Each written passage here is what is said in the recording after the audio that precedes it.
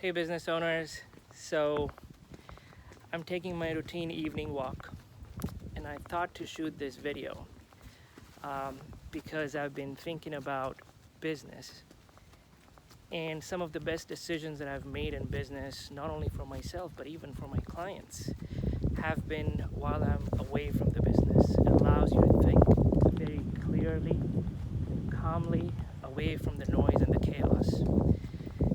And when I look at, in the case of this evening walk here, right? I know exactly where I'm going. If I keep going that way, I know which houses are going to come. I know at what point am I going to get back to my house. I know the amount of steps that I will end up having if I go around 3 rounds across these houses. I know how many calories will I end up burning, and so forth. And really, what is the point of, of course I want to get away from the house and whatnot, but one of the main reasons of taking a walk is also for the health, right? I want to get my 10,000 steps in. But the goal really is to have a good, healthy life. Have a long life, have a healthy life, eat well, and so forth. And really, the reason I'm sharing this is, in business, I don't think we are doing a good enough job of knowing where we are going, right? Every week, I meet at least about 10 or 12 business owners. And whenever I meet them, about 9 out of 10 really have no idea where they are going with their business. They wake up in the morning, they have their breakfast, they do their morning routine, they manage the business. Weeks go by, months go by, years go by. But really, they are running, but they are not going anywhere. And that's their number one pain, that yes, I've been running for the past 10 years, but really, financially speaking, where am I? How ahead am I? And I think, that stems from not knowing some key stats about your business, like the revenues. Now, about 50% of the business owners will know their revenues, right? 50 of them don't. Now, if you do not know your revenues as you're watching this video, and if you have to look at a report to tell you how much revenues you made last year, or how much revenues are you on track to do this year, something is wrong with the way you are planning for your business, because you really don't have any plan. If you are someone that knows your revenues, great, at least box 1 is checked. But really, there are 3 other things we look at. The next is your net profit margin. You can have all the revenues in the world, but if your net profit margin sucks, really that is not a business, it's a charity. Nothing wrong with giving charity, but if that's not your goal with your business, then what's the point of running a business? The third is the net worth, right? What kind of net worth are you increasing day by day? And what I mean by net worth is not just the business net worth. We also need to look at the personal net worth. And I guarantee you, if you don't have a spreadsheet that lists every single business assets of yours, including your personal assets, a holistic picture of all the investments, of all the businesses, and of all of your personal assets, you really have no idea how much you're worth. And when you don't have any idea how much you're worth, it's hard for you to make that asset allocation, right?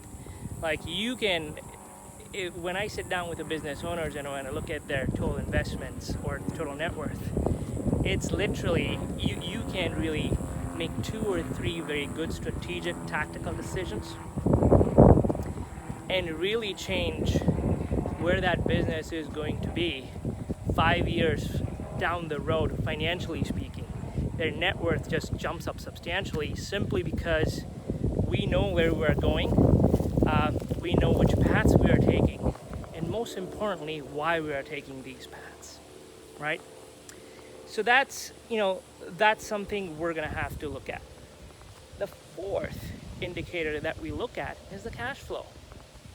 What kind of cash flow do you guys have? Do we have enough for savings? Do we have enough to make the payroll? Do we have enough for working capital?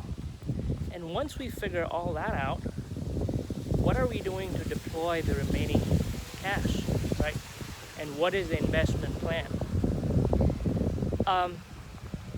And these things, when you look at these things all in totality of it, really you will start working on the business rather than working in the business, right? Now there are so many other things we need to be looking at, like how much does it cost to acquire a client, right, in your business. When I say how much does it cost to acquire, that's a really critical number if you really want to grow your business, right? How much money do you need to spend in marketing? And when you spend in the marketing, are you just throwing money at the marketing channels and is hope a strategy? Or are we tracking the numbers? And are we really scientifically trying to figure out how much it truly costs you to get a client? And then once we know this, what do we need to do to just blow this equation up, right? Running a business, there's an art to it for sure, but at the same time, it's just a financial formula. You have revenues, you have expenses, you have net income, you have net worth, and so forth, and you just keep blowing it up, right? And if you know how to blow it up, you're gonna do way well. So coming back to my conversation, we're gonna look at the cost of acquisition per client. You should be looking at what do you need to do, how much you need to spend to blow it up. Now, don't just start blowing it up, because if you have a lot of customers, you will have a huge problem on your hand where now the issue is fulfillment. So then what do we need to do to get enough team members on the team? What kind of IT infrastructure do we have? And so forth. So we can look at all of these different things. And, really what we're gonna do is, in this webinar that I have coming up on July 27 at 12 p.m. Eastern Time, these are some of the things we're gonna cover, right? Is 1 hour gonna be enough to cover every single thing that I just went over? I don't think so. It took me a good 10 years and I'm still understanding the tax code, right? And this is just on the tax side of things. We're not even talking about the financial and the CFO side of things.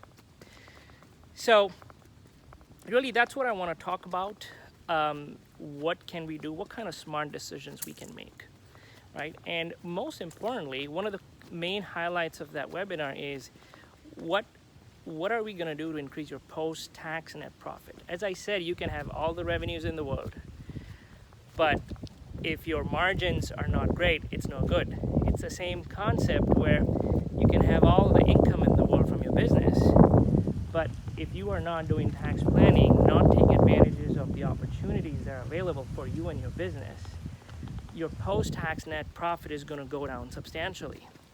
And if you take the amount of savings, an average business owner, by the way, that we end up working with, we save at least $15,000 to $20,000 on a yearly basis in terms of taxes. But if you look at the amount of savings and the investments you put it over and what are you going to do with that amount of savings in terms of investments and growing the wealth, over a 5 or 10 year chart, it just looks tremendous. I mean, there's so much value that folks are leaving on the table. It's just not $15,000. It's what these $15,000 are going to do every year. Every year there's going to be a new $15,000, right? For the next 10, 15, 20 years that you're in the business. And that's just average. Generally, it's way higher than that. So that's what we're going to cover. We're going to cover 2021 tax laws. We're going to cover employee retention credits, PPP forgiveness planning. We're going to have a live Q&A. Whatever questions you have that you feel have not been answered by your existing tax planner or accountant, whoever it is that you're working with, happy to answer those questions on the call, on the webinar with you. There'll be an opportunity if you want to get on a one-on-one session with me. And like I said, the whole goal is we want to uncover the value, right? You know, how fast can we make these decisions, and how fast can we turn this ship around, and how fast we can get results, right? So we're about 6 months away for 2021. The first 6 months are gone. There will be opportunities for the remaining 2021, but unfortunately the first 6 months are gone, and we can't bring time back. Some of these opportunities are lost, but we still have the rest of the 2021 on the bright side. And once the year closes, it's game over, right? About 10% of tax planning strategies are usually applied at the end of the year. 90%, in my experience, needs to be applied before the year ends, right?